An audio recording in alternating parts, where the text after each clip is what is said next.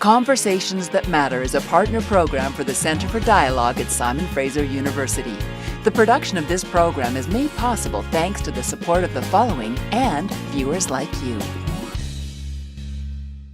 Welcome. Thank you for joining me. We live in a very interesting country. We are a collection of peoples from around the world. I remember a number of years ago when Jean Chrétien was the Prime Minister. He was just down the street from here at the dedication of the China Gate. And he said, "We have opened our arms to the people of the world and said, come and join us in the building of a truly blessed nation." And we've done a pretty good job. Yeah. But we could do a lot better, couldn't we, in understanding one another and working towards common goals. What's the biggest challenge that we face when we want to integrate cultures? Well, first, thank you for having me here. It's a pleasure.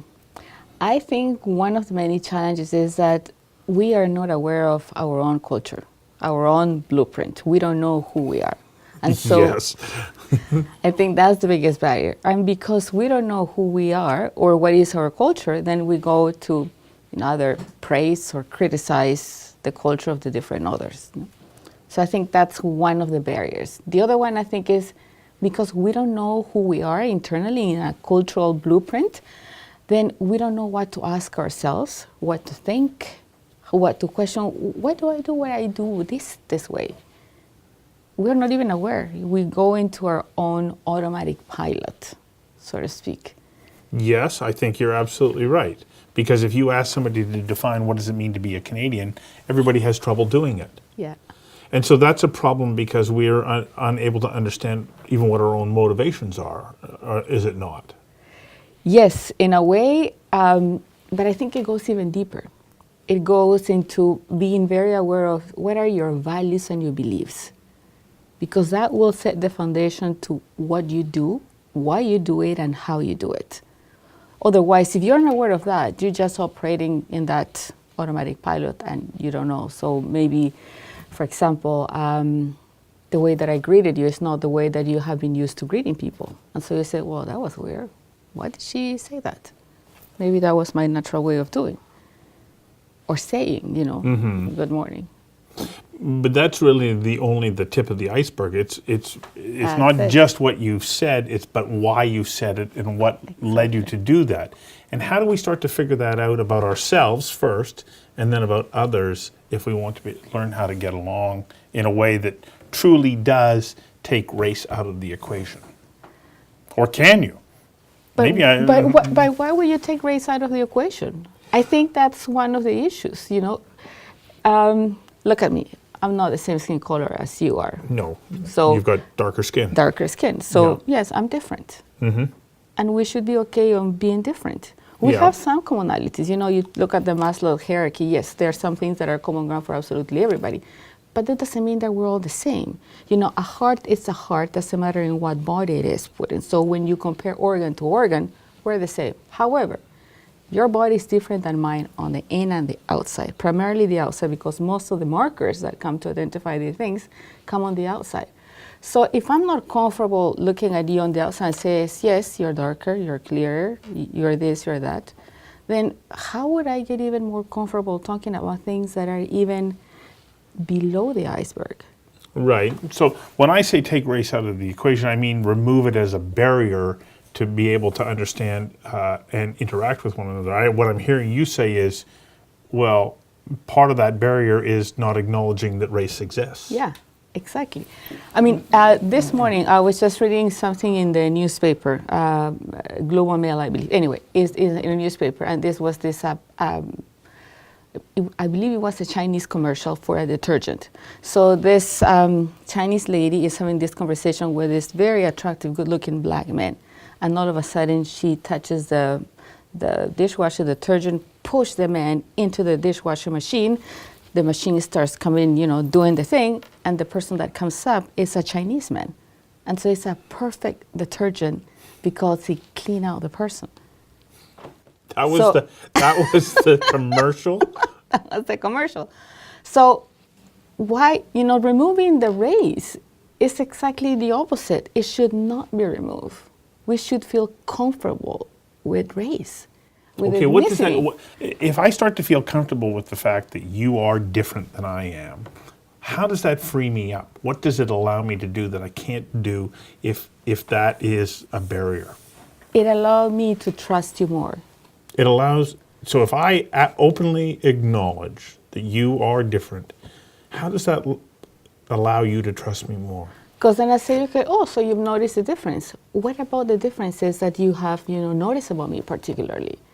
Was it my accent? Yes, I picked up on that. Okay, so I have to work a little harder to hear you, to Yeah. understand you, because you say words differently than I do. Yeah, exactly that. I said, and have you ever thought or imagined how difficult it is for me to understand you and my other colleague from South Africa and a British colleague, which is the accent that I have the most difficulty with? I So- don't think about it, but every now and then I marvel at people who can do it because I can't do it. But you see that it's even appreciating those auditory differences, and then we can have a more interesting conversation that matter. To say, why is language the way it is for you? What did you mean when you say that? Because it goes, language is something, but the differences are beyond a linguistic problem. And that's where the interesting part comes. So tell me about that. What makes that so interesting? Okay, let me tell you about an example. I was just finishing a project, and the project got inspired in the Mount Poly issue that happened August in 2014. Right, the breach of the tailings The pond. tailings pond, exactly. And so I, started looking back and reading all the media coverage from the government, from the industry, and from the First Nations. And all of a sudden, there it was in front of me. They were talking about the same incident. They were the language. I mean, purely on the words that they use, how they describe the incident was like, whoa, I cannot believe we're talking about the same issue with some different perspectives. So I said, okay, let's dig deeper into that. And then I went and looked into the theoretical cultural frameworks that explain difference in values and relationships between people and nature. Okay. And then let's go and test it a bit further and have a conversation with each of these different people to see, so what does that mean for you? And so what was fascinating from that exercise is that they all care about the environment. They care about the environment. They want to protect. Government, industry, First Nations all say we care about the environment. Yeah, they care about the environment. But so how the dominant culture care about the environment, and dominant culture, I mean the industry and the government, they were talking about the environment from when you dig deeper into asking more questions and going under the iceberg. They care about the environment because they were able to control Mother Nature. Well, they see their responsibility to be stewards of the land and everything that's on it. Exactly. And under it, yeah. So when they were talking about taking care of the environment, they're talking about taking care of the environment on the controlling issue. We master nature. Man has domain over nature. So we master it. We master nature. When First Nations were talking about the environment and how much they care about them, they were referring about the environment because they are one with nature. They are one with the water, one with the birds, one with the air. It's one. Fundamental, huge different value system about the same issue, the environment. So when we're having a conversation, it seems that everybody's caring about the same thing, but they're carrying it in a very different way. So when an incident like this happens, we have conversations that are going this way. We don't understand one another. And the more heated the argument gets, there's going to be more friction. And eventually, the friction will get to a point of no more resistance, and you get a damage in the relationship because you're not hearing what I'm saying. And it appears that you are, because you care about the same thing I'm caring, but you care with a different value about it. And so we don't really understand each other.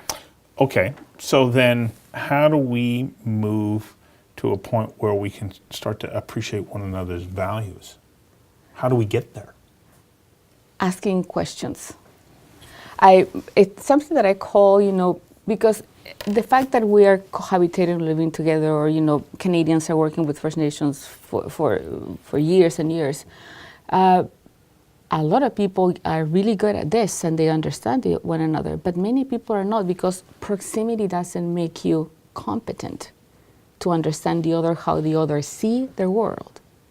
So what I refer to this is So proximity doesn't make you competent to understand the other's world. yeah, Just the fact that you're observing it is isn't enough. not enough. Because then if I only take my observations from my own perspective and I don't check with you, so I'm observing this. What did you see? I saw you move the cup. Okay. Why do you think I moved the cup? Well, because you wanted to set an example. You wanted to show me an example. Yeah. Yeah. So that's exactly what I'm getting. You know, maybe I move the cup because I know that I do a lot of movement in my hands when I talk, and I was going to spill the water. But it could be because, you know, I'm not thirsty and I just don't want to drink the water. So what moves me to do what I do or say what I do, or anybody for that matter to do, are different motivations, different interests. Right. So earlier you talked about the dominant culture. Yeah. And the dominant culture has a habit or a tendency to say, okay, but you have to fit into my way of life. Yeah. So you figure out how I do it and get over to this side of the equation. That's fraught with problems. Yes, obviously, because then I have to fit into your world. And so I can say exactly, it's all about, you know, the other way that you can look at this is about numbers. If the dominant culture obviously is dominant, there's more volume, you will have the pressure and the power to say, you know, you come into my world and this is my rules and this is how you do it. And I can say yes just to have a pacific cohabitation, but it doesn't mean that I really think, you know, these are fantastic neighbors. Right. I'm Somehow we just- figure out how to not So kill one another, but not really enjoy one another's company and really get to know the other person and have a very rich and profound conversations about what is your world, how you see it. And so one way is, you know, what I refer it as, you know, putting people in pressure cooker kind of pots. Those are environments that you start getting a bit more reflective, asking different kind of questions, you know, sharing an article and, you know, tell me what do you see in this article or why do you like it, and then my perspective. So it's right. digging deeper. So being in environments where you can't get away from one another and you have to work together, it then becomes fundamentally important to be able to figure out how to do this, doesn't it? Absolutely. You know, back in 2001, I saw former U.S. President Bill Clinton here in Vancouver, and he was giving a talk, and he was talking about how Vancouver is this model of harmonious living that the rest of the world is watching. Was he right about that? Are we a model of harmonious living, or is that like nice press headlines that we like to give ourselves? I think yes and no. I think yes, we're very harmonious, but I think it is a trait of the Canadian culture, if you want to call it that way, to be nice. And so because we are nice, we don't want to ruffle around the feathers very much. We want to keep it, you know, stable. And so we always look at, you know, the U.S. as, you know, look at all the problems they're having. Yeah. But they are not having any, I mean, their problems are not worse or better or less than ours. They're probably the not? same. In terms of racial issues and ethnicity, they talk more about it. We don't. So we say No, we everything is well here. And so we give the impression that it's harmonious, but that doesn't mean that there is a cohabitation that goes to another different harmony. You can have superficial harmony and you can have really good harmony. An example of that, you know, we were the Syrian refugees. Partly, I think that was an exercise in our own feelings of self. Aren't we wonderful people? Look at what we've done. Yeah. And But I don't know where it's gone from there, and I don't know how well we've made it work for them coming into the country. Shortly after they arrived, I heard people saying, you know, they're ungrateful because they're unhappy with the housing or something. That is a fantastic example.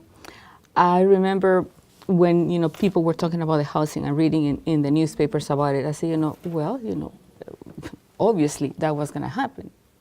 So Obviously, why obviously? Canadian families are, you know, Canada in general is an individualistic culture. And so in individualistic cultures, you look after your immediate family only. So your wife, your 2 kids, and that's it. Yeah, the standard Canadian family Yeah, these the days. standard Canadian Yeah. family. Other families have a more collective sense of environment. So they live with their grandparents or maybe their uncles and aunties. The majority of the world is not individualistic. The majority of the world is collectivistic. And so as soon as the Syrian immigration thing was happening, to me it was obvious those families are going to be probably, the smallest one, probably 5 people. But the average is going to be 8 to 10 maybe, you know. The average. It would be more people than the average Canadian family composition.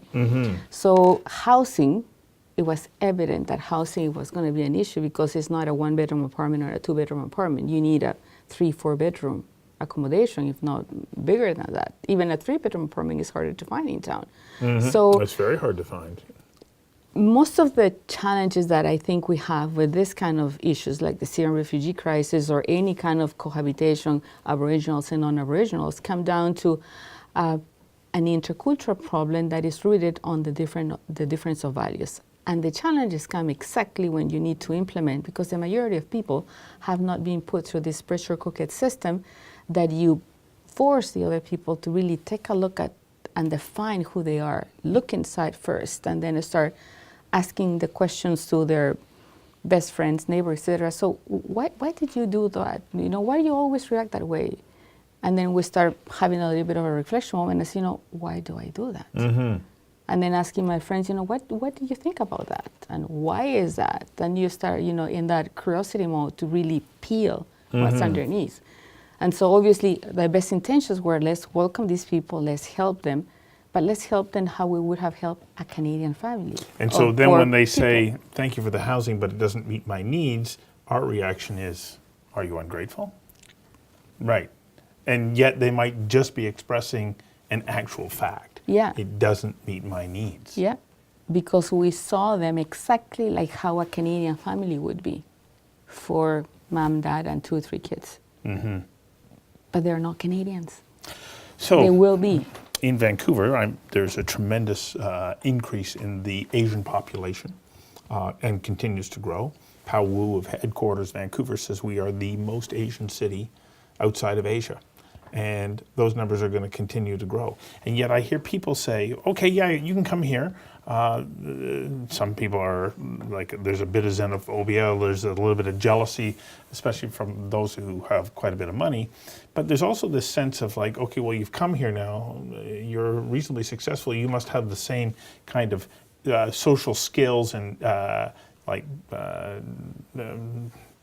sophisticated interpersonal skills that we have here. Otherwise, how could you have been successful? And yet, we'll reach out to meet some of these people, and we're almost rebuffed. Like, okay, why are you approaching me? And so you hear people going, well, don't they like me? Or why are they being rude? But I think it takes 2 to tango in these kind of things. Right. But as I give you that example, I'm thinking about what you just said. Maybe I don't understand why they're standoffish, why they're guarded, what are they concerned about?